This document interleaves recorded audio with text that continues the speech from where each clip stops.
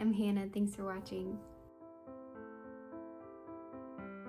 Okay, today friends, I have a Q&A video for you. I put a question box on my Instagram, and just so I could add some fun, like get to know you questions to the end of my videos.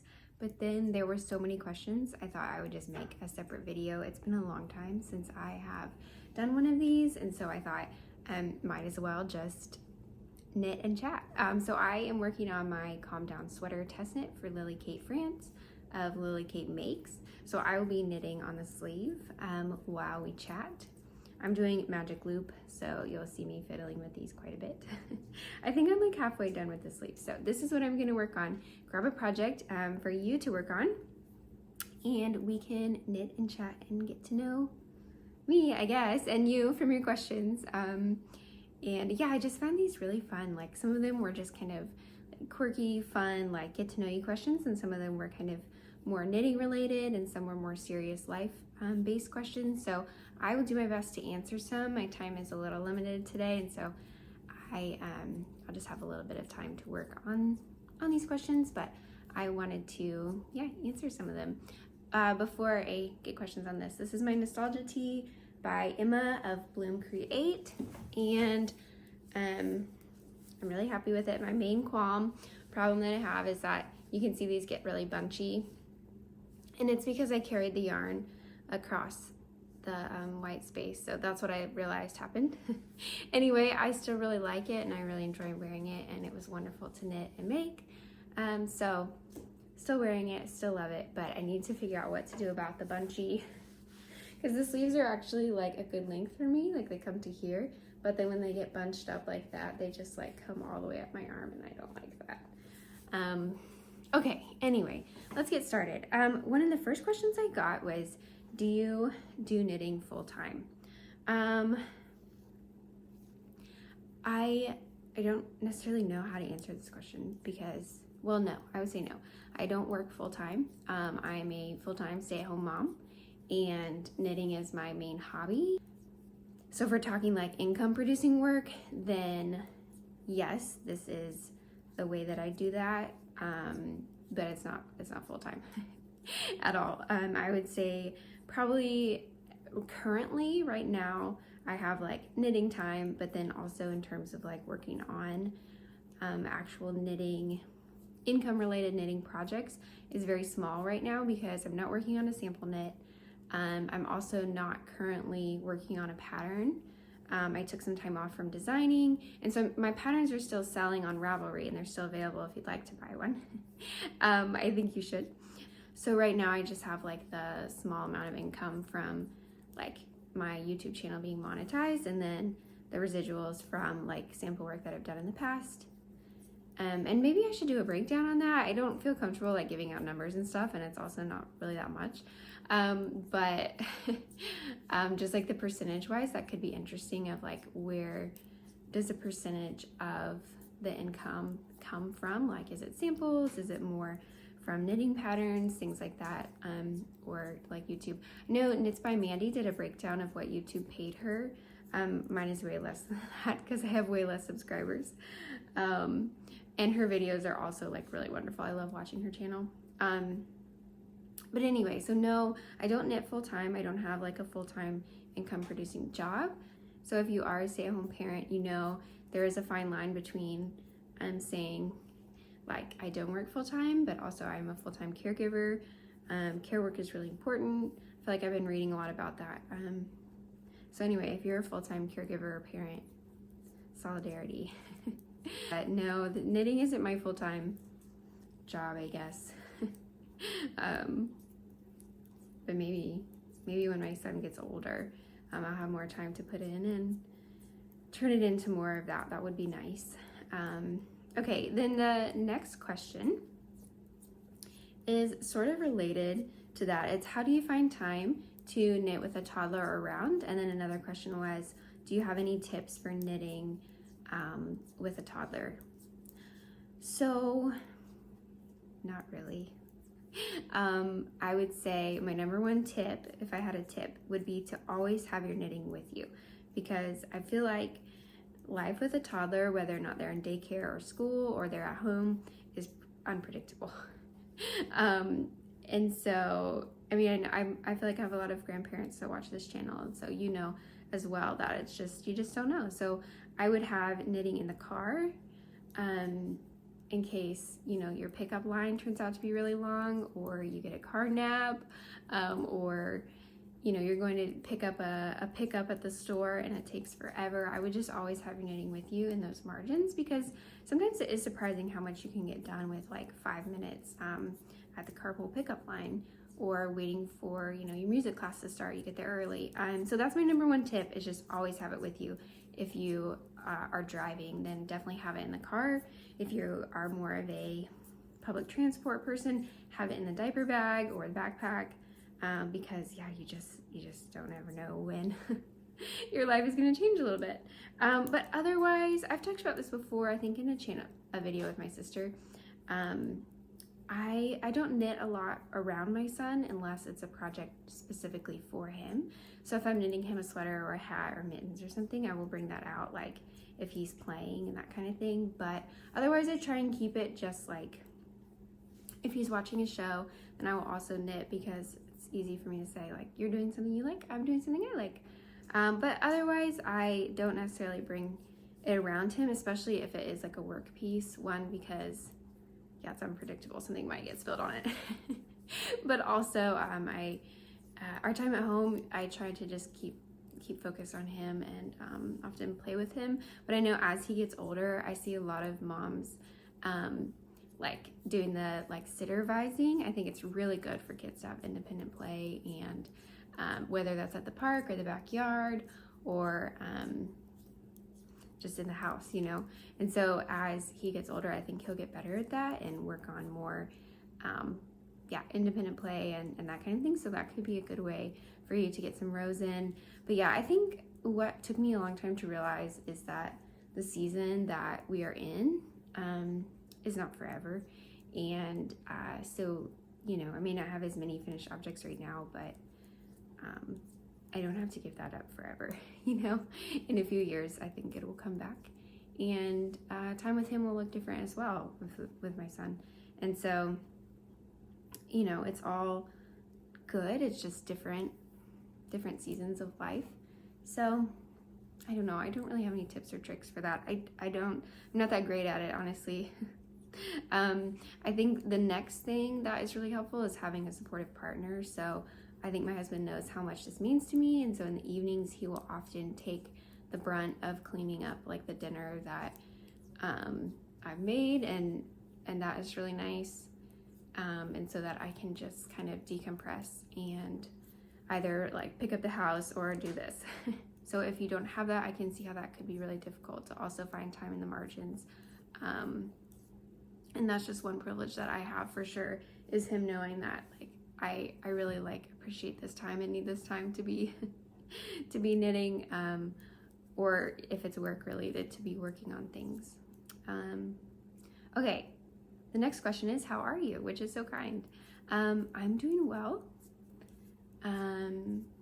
Life has been busy lately, just with, I don't know, everyday things after the holidays, getting back into routine of music class, appointments, just all the things that go on during our week. So my son's not in school, but we do have like a lot of activities that we sign up for, like swim lessons and music class and just things like that. And so getting back into routine has been nice.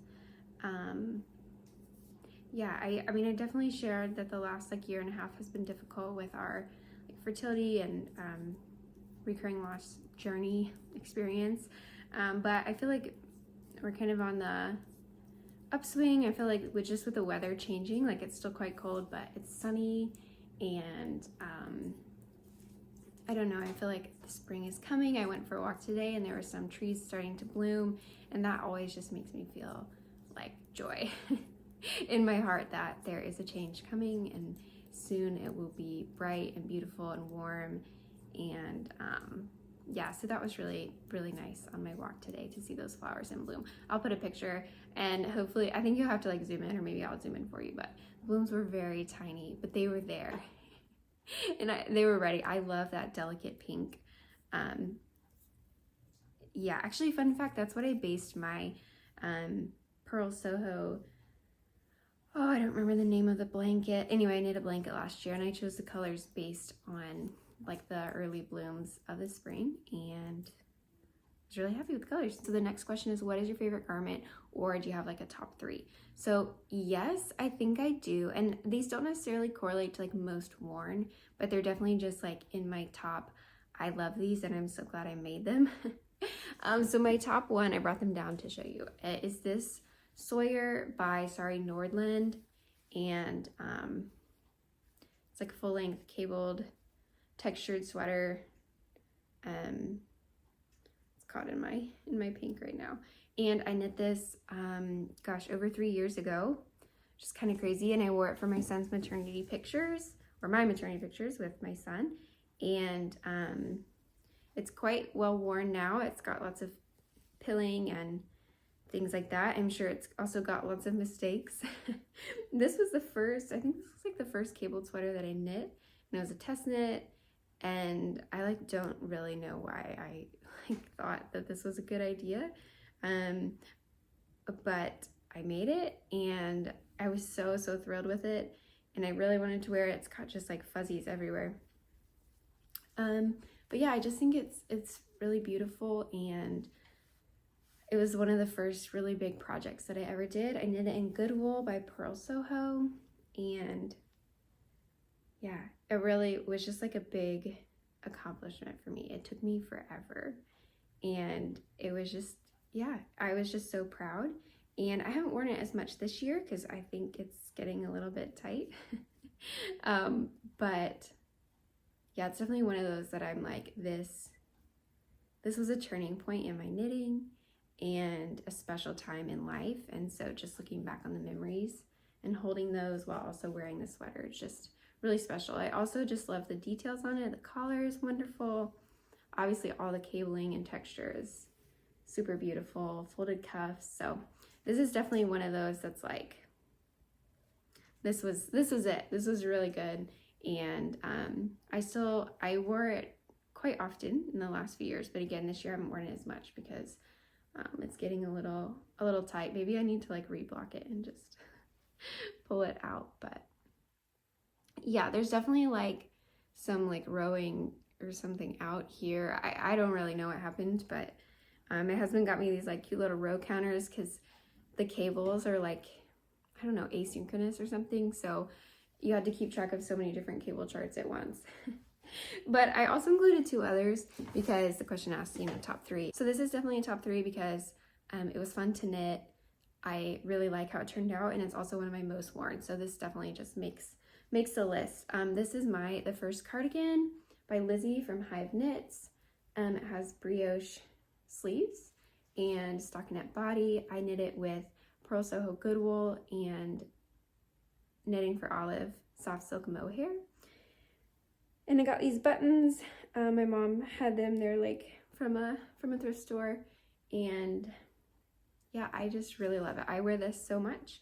The only thing is maybe I would add some more length to the body. It's not super cropped, but it's like a little cropped, and I feel like nowadays I'm wearing more like full length things, but I just absolutely love it. It's so warm, the combo of the mohair and then these sleeves being like full brioche.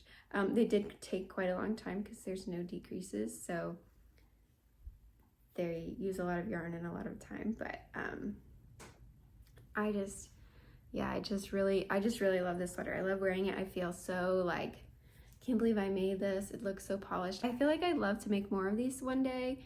I don't know if I ever will because I just like to also make new things, but this is definitely one that I feel like is just so classic. So the designer also made one for her wedding. She made like a bridal version, and it was so beautiful with her dress, and it was white and just lovely, and it looks so classy. So I feel like this is a good dresser upper, dresser downer. I don't know what color I would make in it. Again, I feel like this brown is pretty versatile for my wardrobe, but I feel like a white one or maybe a black one, pink one, I don't know. I feel like any color would be good, but I highly recommend this pattern, and I really loved making it. Okay, the last one is just because it gets worn so much. This is my linto, and this is patterned from Line of Magazine, and ooh, the color's looking really good on here.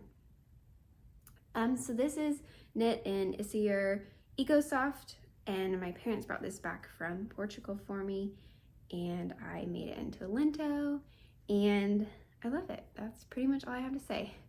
This one has quite a shrunken fit compared to my other linto, but I like that.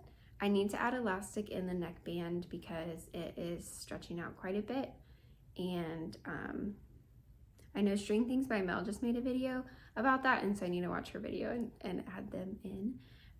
But yeah, I just wear this constantly, and it's so soft and warm. I like this a lot because of the combination of the yarn and the pattern, just very versatile. Okay, so another question, I had some really fun ones. One of them is, what are you listening to right now? I am a big knit and audiobook listener, and so, or walk an audiobook listener, or drive an audiobook listener, depending on the book, like if my son's in the car or not. That is pretty much how I spend my time if I'm not like actively engaging with someone else, I guess. But the one I'm currently listening to is called How to Keep House While Drowning. I'll put the information up and the author's name because I can't remember. I think it is a wonderful book. I can't find the synopsis right now, but I am going to add it in. So I'm just gonna knit for a little bit, and then I'll do a voiceover, I think, of of myself reading the synopsis, or I'll just put it on the page or something. Okay, this is Editing Hannah here with the synopsis. If you're struggling to stay on top of your to-do list, you probably have a good reason: anxiety, fatigue, depression, ADHD, or lack of support. For therapist Casey Davis, the birth of her second child triggered a stress mess cycle. The more behind she felt, the less motivated she was to start. She didn't fold a single piece of laundry for 7 months. One life-changing realization restored her sanity and the functionality of her home. You don't work for your home works for you. In other words, messiness is not a moral failing. Building on a foundation of self-compassion, Casey devised the practical approach that has exploded in popularity. The secret is to simplify your to-do list and find creative workarounds that accommodate your own limited energy and time.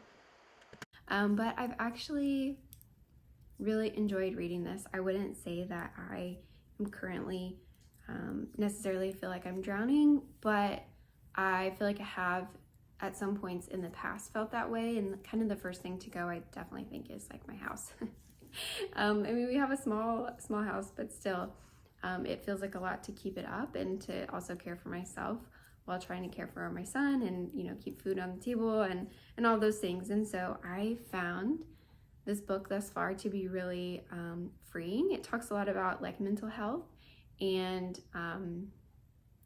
gives like practical and gentle tips for caring for your home and yourself, while also removing like the morality of maintaining a clean home and saying like this does not like define you or does not make you a good or a bad person. Like, care tasks can be morally neutral.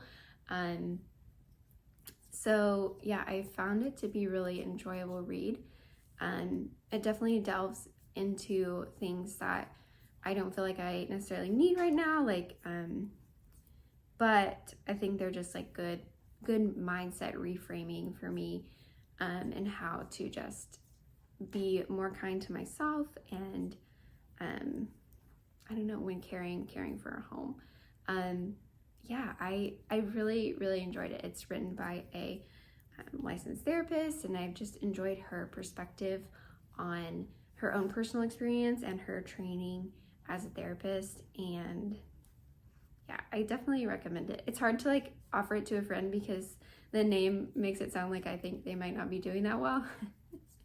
But I know that I just feel like it is common to struggle with some of those things. It's been really yeah, an enjoyable listen. I feel like if I was reading it, it might be a lot to take in, but listening to it feels more like a conversation. And so I like that conversation. I like hearing someone tell me, like, you know, not your whole house doesn't have to be clean at the same time. You can, you know, have little parts clean at once, or, you know, whatever. It has been an enjoyable listen. So that has been good. Okay, I think I have time for one more.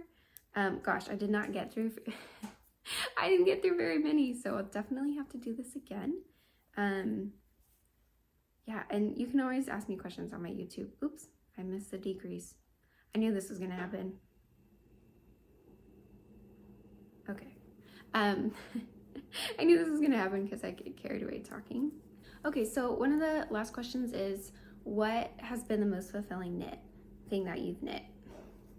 That's a hard one for me. I feel like I feel more fulfilled when I'm doing like maybe a gift knit, because it feels really fulfilling to give that to someone and then watch them wear it and enjoy it and that kind of thing. So those are fulfilling for me. Once I stopped like over gift knitting and started gift knitting at an appropriate amount for my own like ability. So that's really fulfilling to me. Like I always knit my dad a hat, or like for his birthday, or like knitting a garment for my mom that she wears a lot, and then I see her get compliments on it. That's fulfilling.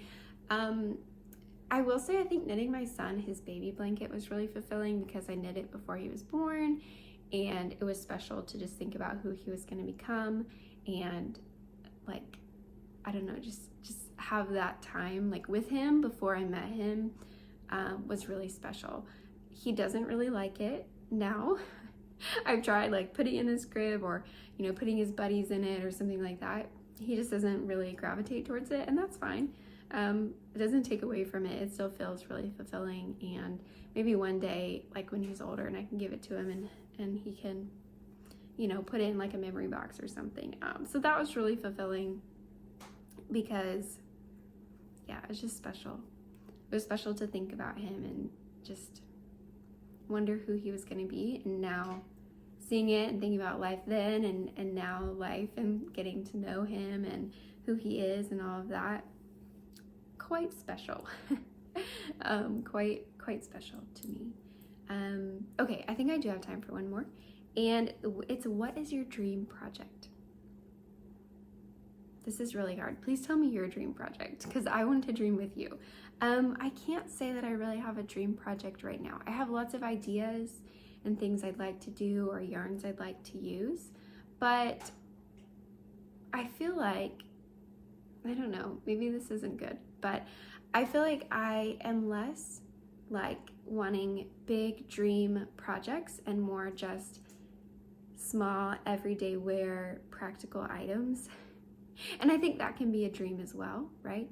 To have that in my wardrobe, but I don't necessarily have like a big, like, oh, one day. I used to think like a big steeked colorwork cardigan, or like, I mean, I like them. I think these are just dream projects because they would cost a lot based on how much yarn I need. Like the Miles shirt jacket would be nice to make.